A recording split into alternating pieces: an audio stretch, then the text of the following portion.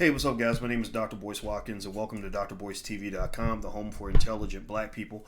I also want to welcome everybody on Instagram. My Instagram is The Real Boyce Watkins, and I am not going to be on here for long, but I just wanted to take a second to talk about Russell Simmons. And I saw that Russell Simmons was trending today on Twitter.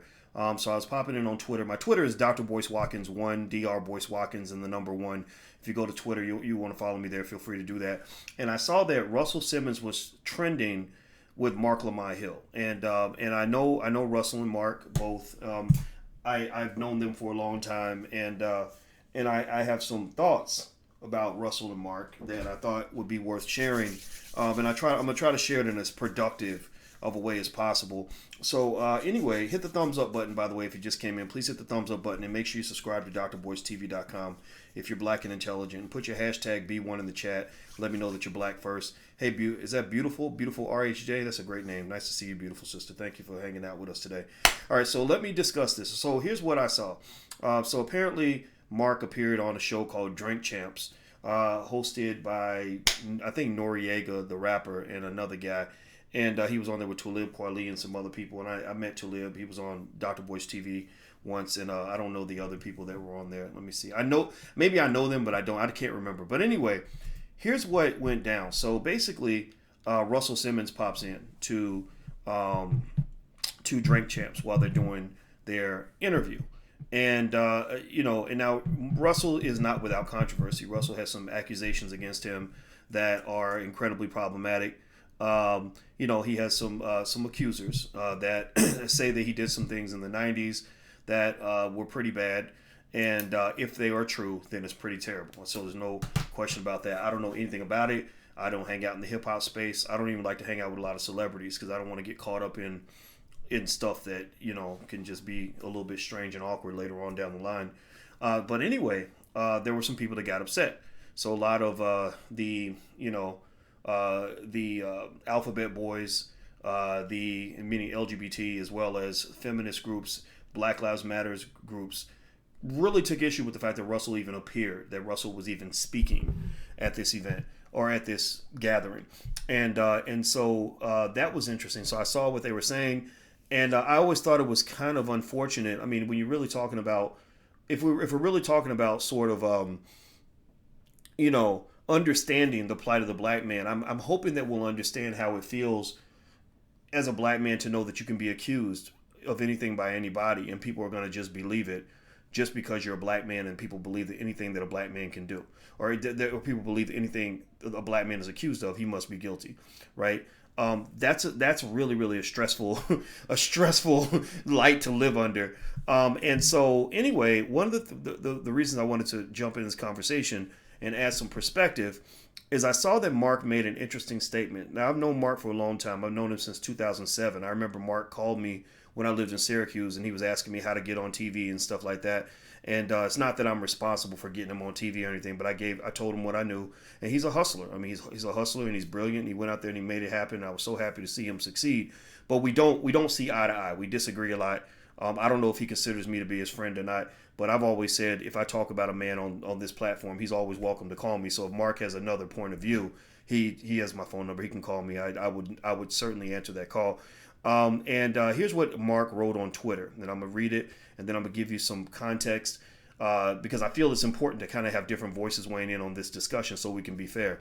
So Marc says, a few weeks ago, I appeared on Drink Champs, and I was asked to join a discussion with Bun B, Talib Kweli, and My Son. I guess My Son's another rapper. I don't know much about My Son. I know I met Bun B and I met Talib Kweli, but I don't know My Son. About 2.5 hours into the show, Russell Simmons appeared. I had no idea he was scheduled. I would never have appeared if I had known. So Marc Lamont Hill, he's on BET. He basically says, I never would have appeared if I'd known Russell Simmons was going to be there. I didn't know that this was going to happen. I don't like that statement at all. I don't like that statement at all because Russell hasn't been convicted of anything, and I just really think we have to figure out, where's the line? Like, I'm not saying Russell's innocent. I can't declare his innocence. I don't know what he does in the bedroom. I have no idea. But to just sort of declare his guilt and to decide you want to ostracize him, that's just some bullshit. That's not right. You can't do that to people. I know that you get mad. I know that it's not fair that there are so many people that get away with shit they shouldn't get away with. But, when we allow these witch hunts to occur, it's just really dangerous, and it's just not cool at all. And I don't think Marc had to make that statement. And the reason the statement kind of triggered me a little bit was at least twofold. First, I'll say this. As I said, I've known Marc since 2007. That's when I met him. He's my friend. We've hung out, on many occasions, and I still don't dislike Marc. I will never. I just don't emotionally. I'm not going to get to the point where I just hate somebody. I don't care what things you might have said about me. I would help him if he needed my help. And I know how smart he is, and I know that we don't see eye to eye. Russell, I worked with Russell. I don't know Russell as well as I know Marc, but I worked closely with Russell in 2013 when he and I did a campaign on mass incarceration, where we wrote a letter to the Obama administration, and I got the scholars to sign it. He got the celebrities to sign it, from Will and Jada to Justin Bieber to Chris Rock. All these celebrities signed this letter, and a lot of people don't know this, but it's important he gets credit for this. That led to Eric Holder, the Attorney General at the time, making one of the most significant announcements on mass incarceration in history. Like, they literally changed the face of criminal justice in this country as a result of this letter. And to be honest with you, it was Justin Bieber's tweet that set it off. I know that's crazy, but I have to tell you facts on this. So the reason that comment triggered me was also because in 2013, I did a panel in Brooklyn that was called A New Paradigm for Black America, Wealth, Education, Family, and Community, A New Paradigm for Black America. We did about 3 or 4 of these. I did one with Minister Farrakhan, one with Cornel West, and Marc was invited to that one. That was in Brooklyn. One with Dr. Steve Perry out in D.C. and Eton Thomas.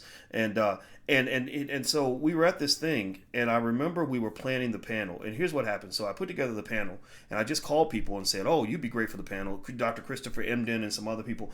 And I didn't realize, and this is my inherent bias as a man, I didn't realize that the panel was all men. If I thought about it, it would have, I would have realized my mistake. But here's the thing, right? I can't excuse that, right? I accidentally picked a panel that had nothing but men on the panel, and somebody pointed that out, right? Dr. Boyce and Marc Lamont Hill doing this panel that's got nothing but men, and women have been excluded. And I was kind of like, damn, I can't believe I did that. And I was willing to kind of make adjustments. But I remember before I was even able to address the disparity, Marc issues this statement like, I believe there should be women on this panel. And if Dr. Boyce doesn't put women on the panel, I will not participate. And I remember thinking, damn, nigga. I'm sorry, excuse me, I didn't mean, but I was like, shit, man, like, did you have to come out and make your statement before we talked about it? Like, maybe you could have came to me. I had no problem putting a woman on the panel. I kid you not. I remember I had my manager at the time. I remember she didn't like being bullied into changing the panel, right? And so we argued about that. And I was like, no, they're actually correct. The feminists, some of the extreme feminists are crazy. Let's keep it 100. Some of them are too demanding. Some of them just hate men because inherently they hate their daddies. Like, a lot of them hate men because they hate their dad. Like, if you really want to understand the mind of an extreme, nasty feminist, go ask her about her father, and I guarantee you that at least 7 to 8 times out of 10, she hates the shit out of her daddy. That's where that comes from. Imagine if we had a whole society of men who hated their mothers, how they would treat women. Seriously, think about this. Oh, these guys are running around talking about, we don't love them hoes. Well, that comes from the fact that they hate their mama. Their mama was the original hoe they did not love. They did not love them. So the hoe don't love me, so I don't love the hoe back, right? So some of them are butt naked crazy. I'm just going to lay it out there and keep it 100 with y'all. But sometimes they are right. Sometimes they're right. And in this case, they were right because, so many of the most brilliant people in our community happen to own vaginas too, right? And as men, sometimes we're the dummies. Sometimes we don't get it right. And I've never felt as a community we can move forward without acknowledging the capability and brilliance of the black woman, right? That's a critically important part of our community. So adding a woman to the panel was not an issue for me. Like, it was totally fine. But I was like, I did not understand why Mark had to issue this statement. Like, what is going on with the grandstanding, bro? Like, why can't you call me and tell you? We talk about it first, and then we go and talk about stuff publicly, and that's really kind of how. I have other friends, other guys that I kind of talk to on a regular basis, and that's how we do stuff. That's why I kind of like. That's kind of what I grew up with my father. My dad was always a guy that's like, look, you ain't got to put a brother on blast. Just handle it. Handle the situation, but you ain't got to go put people on blast until it's necessary, right? That's why I'm friends with Willie D and David Banner and people like that. It's because we talk about stuff, or Jay Morrison and Sharif Abdul Malik. Like, we'll figure it out. And then we talk about things in public, whereas some people just blast things in public, and it just, So I didn't like that. I'm just gonna tell you the truth. I thought it was just kind of unfair. We did add women to the panel. It was a great event. Mark came. He did a great job. I was appreciative, but I did not feel comfortable with sort of being blasted like that, right? So when I saw Mark blasting Russell Simmons, like, if I had known Russell was coming, I would not have been there. I was like, man, like, why are you're still doing this? Like, come on, man, you don't have to do that.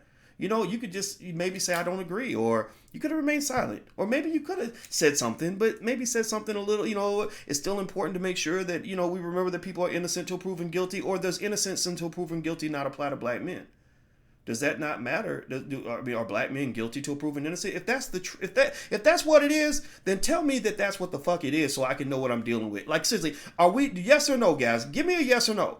Should we live in a world where black men are guilty till proven innocent? That if anybody shows up and says that black man did it to me, like all those Beckys that accuse black men of crimes that they committed themselves, does that make the black man guilty? Give me a yes or no. Are black men just guilty till proven innocent? Maybe that's the case. I think that's the memo white people have been sending you. That's why, as a black man, you have been labeled as a criminal since birth. That's why black males with no criminal record get fewer job opportunities than white men with criminal records, right? So we know society labels you as a criminal, even when you prove that you're not. But, does that same energy have to apply to our own community? And let me tell you one other reason why Mark's comment triggered me a little bit. Again, this is not me defending Russell Simmons and what he did. I don't know what this man did in the 90s. When I saw him on a video where he talked about how in the 80s they would fly into a country and look for the pussy and the cocaine. And that type of stuff, I've told you guys, I've told black men in general, like, be careful about that shit. Run around with random ass women and getting into drugs and all that stuff. Like, that ain't nothing but trouble, man. That's the easiest way for you to get popped and taken out and put in prison and destroyed, is for you to run around getting high and drunk all the time, because you cannot fight the battle of a black man while you are incapacitated. You cannot be a good black soldier when you are not alert. That's why I love the Nation of Islam so much, is because they understand this. They understand that a black man is at war, and when you are at war, you cannot be high and drunk all the time when you are at war. That's why they mass market music to black men that teaches them to sit around high and drunk all the time, because that's how they pick you off. That's how they tackle you and get you and put their knee on your neck and strangle you to death in public. That's how they pop you in the back when you try to run away from the cops, is you high and drunk, right? So I'm just telling you straight up, point blank period, my opinion is all of that stuff, all that culture that they're mass promoting to you, that's you're not going to win with that ever. But so with Russell's admission to the lifestyle that he embraced in the 80s, 90s, and beyond, whenever it was, I never agreed with that. I only knew Russell as a man from the time I worked with him in 2013. And in that time, when we were working on mass incarceration, I can fully testify that he was an honorable man. He followed through. I don't trust celebrities when they make promises, because they lie. He did not lie. He said, I will call these people. I will make it happen. He did. He followed through. When Valerie Jarrett got on the phone and started trying to threaten him and pressure him and all this other stuff, he stood strong. I love that. I respect that. And he deserves credit for that, no matter what happened in the past. But here's the thing. When you talk about what Russell might or might not have done, you have to understand, if we're going to ever get to the bottom of any accusations or anything like that, and you were really seeking truth, we have to look at the accusers as much as we look at the accused. I just believe that. Because just because you're the accuser, that does not mean that you have a get out of jail free card for any indiscrepancies that might exist in your past. And I know that it does not fit pre-existing political narratives that you've been fed through media, but there are black journalists with the National Black Journalists Association, who have done background reviews of some of the individuals that were accusing Russell, particularly a person by the name of Silai Abrams, Sillai, Silai Abrams. Silai Abrams, I know Silai, not as well as I know Mark, but I know her better than I know Russell. I have spent hours on the phone with Silai. I have sat down and had dinner and lunch with Silai and talked to her for a long time. I do not hate Silai Abrams. I do not dislike her. I have nothing against her. But if you want to know, think about this. If you want to know why I, as a single black man at the time, could sit across the table from a drop-dead gorgeous woman and never make a move, it was because I picked up things on Silai's personality that let me know that she would be a difficult, unstable person to engage with. That was the opinion that I had. That was my opinion at the time. I'm not trying to say anything bad about her or anybody else. I'm only even sharing this because I feel like we have to have this thing called fairness. And I don't think that in a politicized environment, people are very fair. I think people believe what they want to believe and they run with it. But I'm going to sit here and tell you, I have talked to Mark extensively. And when I talk to people, I look them in the eye. I think if any of y'all have ever met me at an event, you'll know when you're talking, I look at you and I'm staring at you and I'm analyzing every word that's coming out of your mouth. I'm analyzing your body language. I'm looking at everything. And I'm not a stupid man. So I've talked to Mark extensively. I've talked to Russell extensively. I've talked to Silai extensively. And I will just say that I don't believe Silai's accusation. I don't believe it. I believe that there is more to it. I believe that I know that she had a book she was trying to promote, that she's been trying to promote for the longest time. I don't doubt that at some point maybe she was in some bad situations and had some bad things happen, because she's a traumatized person, and I don't know who traumatized her, but I do know that there's a credibility factor that nobody ever talks about, and I just kind of feel like that's not fair, So I don't even know if this sounds like I'm attacking anybody one way or the other, but I'm not attacking Mark, because I told you Mark can always call me and I'll talk to Mark. I'll talk to Mark anytime. Russell, I don't talk to Russell anymore, but Russell could call me, and it's a lie. She could even call me, and these are things I would say to anybody. And I just think that in general, Mark's statement in a way was kind of throwing Russell under the bus in a way that he didn't have to be the guy to do it. He didn't have to throw him under the bus. I think there's enough people out there that want to throw Russell under the bus. And I think that after he's convicted by a jury of his peers, then maybe you can, then all bets are off to do what you want to do. But even for a black man, getting convicted by a jury of your peers doesn't happen at all anyway, because most of your juries are white regardless, right? So this is a complex thing. And I personally think as black people, we have to figure out our own way of approaching situations like this and narratives like this without allowing white people to tell us how to think. So that's my 2 cents on it. I don't know how it's going to be taken by anybody. I just know that I felt compelled to speak my truth on this issue as a person who knows all the characters that are involved in a lot of this. And I just think it ain't right. I think if Russell wants to come in, despite what he's been accused of, everybody, I'm sure if you went back in anybody's past and asked every enemy they ever had to make it, if they have any accusations to make against that person, everybody would have accusers, including Silai. I'm sure somebody, if you go back in her life 20, 30 years, somebody will accuse her of something illegal. Right. So I think that this whole idea of being able to, to throw accusations at people from 25, 30 years ago. Come on, man. How stupid is that? That's just fucking ignorant. Seriously. It's about the most ignorant shit I've ever seen. And I'm not going along with any of it because it's wrong. It's absolutely wrong. So that's what I believe. That's my 2 cents. Are you calling Mark a Sambo? No, I'm not calling him a Sambo. I'm just saying I don't agree with him, and that's I want to make sure that's clear, because I don't think everything he does is all bad. I don't. But some of the stuff I don't understand. I will confess to that. I don't understand some of the stuff, and this I don't understand. So he gave his opinion. I gave mine. That's what it is. We agree to disagree. That's life. All right, guys, do me a favor. Hit the thumbs up button, hit the share button, hit the subscribe button. Also, join us on Black Movie Night. We're doing Black Movie Night on the 25th. We're going to watch the film The Black Love Blueprint. We shot that in Brooklyn. Award-winning director Dorian Chandler is going to join us. It's totally free. So if you'd like to participate and help us to build a black-owned movie industry where we're supporting black filmmakers, show up at blackmovienight.net. That's blackmovienight.net. But you got to RSVP in advance. So blackmovienight.net, not .com, .net. All right, guys. Have a good day. Thanks for listening. See you soon. Peace.